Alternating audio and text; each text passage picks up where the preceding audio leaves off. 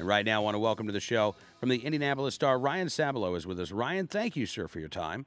Hey, thank you for having me on. Yeah, my pleasure. I saw your story earlier today. I thought, well, I want to talk to this man.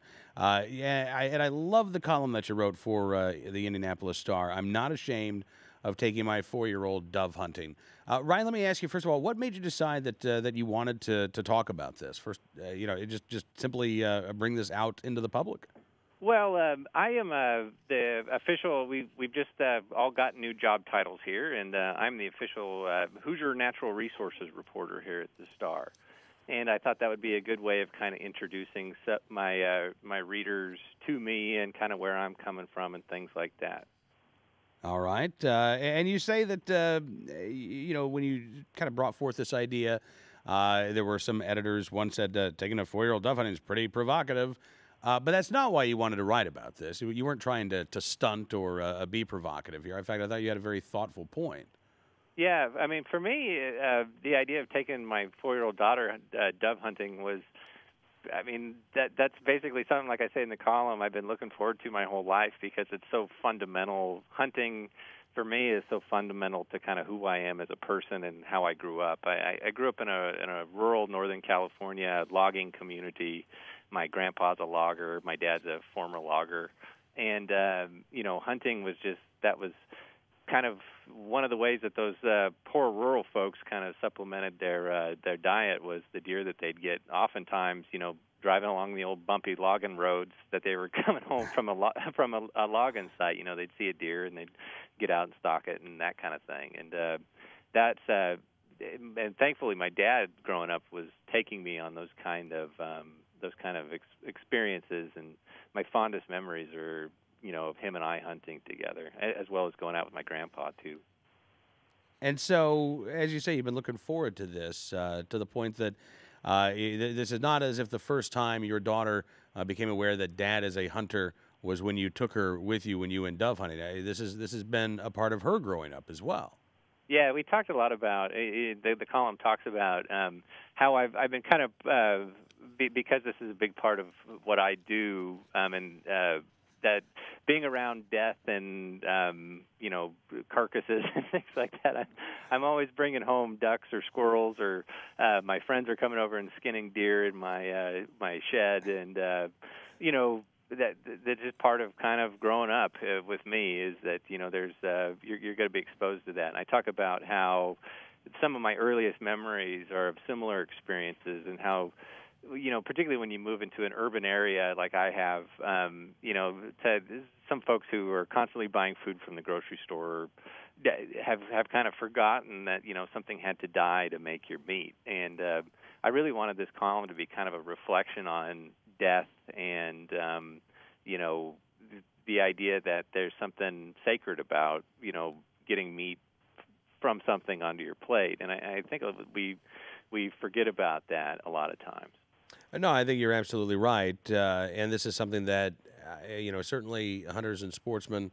You don't have to be a hunter or a sportsman to get this, but I think you're more inclined if you are a hunter. You'd have to be pretty oblivious, Ryan, to go hunting, to eat that meat, and then to not think about your relationship to the food that you've harvested.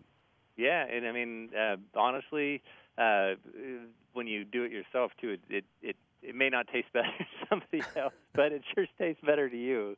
I mean, that's at least been my experience, And over the years, I've got a lot of enjoyment out of sharing wild game dishes with my coworkers, not just at this paper, but at the previous one I worked at. It's a lot of fun to see. Like I gave I made goose corned beef, using Canada goose breasts, and I brought it in and I made Reubens for my coworkers, and they had this look of trepidation on their faces before they ate it. They take a big bite, and they're like, "Wow, that's really good." And, that kind of stuff just makes me feel really good. I love showing people, particularly urban non-hunters, that that the end result, if you're doing this right, and I think most hunters are, is isn't trophies. It's what you're putting in your freezer. Yeah. No, I would agree with that. And sadly, everything is politicized these days, including the food that we eat in a lot of different fashions. And we were talking earlier in the program about the Humane Society of the United States and their Meatless Mondays campaign in schools, trying to get schools to go meat-free on Mondays because they say eating meat is cruel. And I think that there has to be that other side presented, that it is not just possible, but that there are millions of Americans out there who are conscious of the fact that they're eating meat, that this with the food on their plate was once a living thing. Yeah, well, I mean, one of the things I think where, and this is my opinion here, I think hunters can kind of be their own worst enemies when it comes to these kind of things. They're very adversarial at times with people who aren't, hunters, and get very defensive about why you do what you do, and maybe don't display.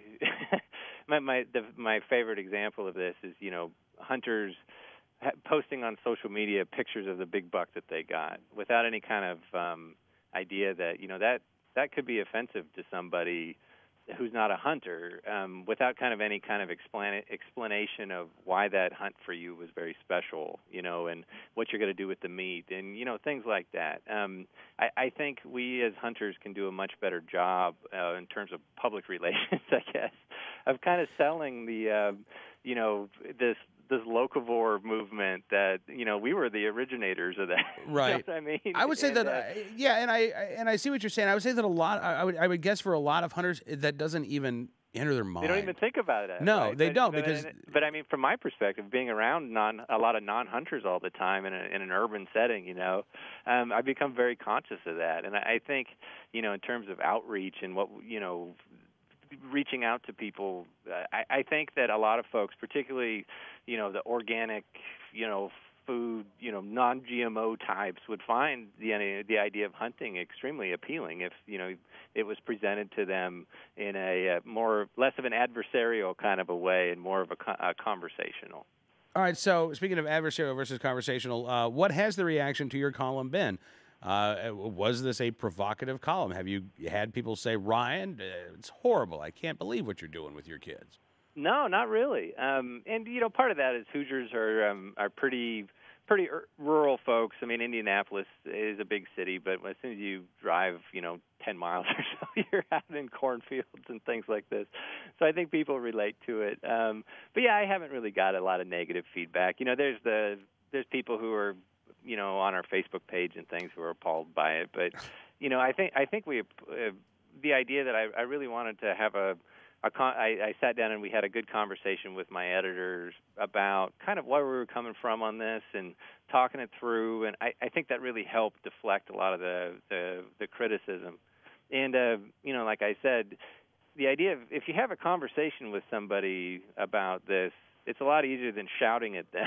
It always makes me cringe when I see these guys with these stickers on the backs of their trucks at the places where I duck hunt that has the little Calvin guy peeing on something, and it's like peeing on anti-hunters.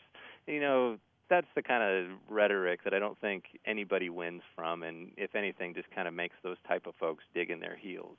Yeah, we've got the other side of that, of course, though, is how anti-hunters behave towards hunters, and you get your back up. I agree. I think a conversation is a much better way to handle things because you're not, look, even if you're never going to convince the ardent anti-hunter, you have an opportunity to sway or present information to those folks who are paying attention to the conversation / debate, whatever it is.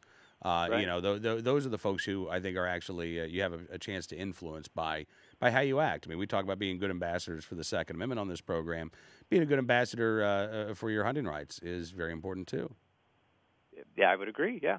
All right. Well, listen, Ryan. Unfortunately, we're almost out of time, sir. But I really do appreciate you coming on the program. Loved the column, and happy hunting to you, sir. Well, thank you very much. Thanks for having me on. Okay. My pleasure. All right, Ryan Sabalow joined us from the Indianapolis Star.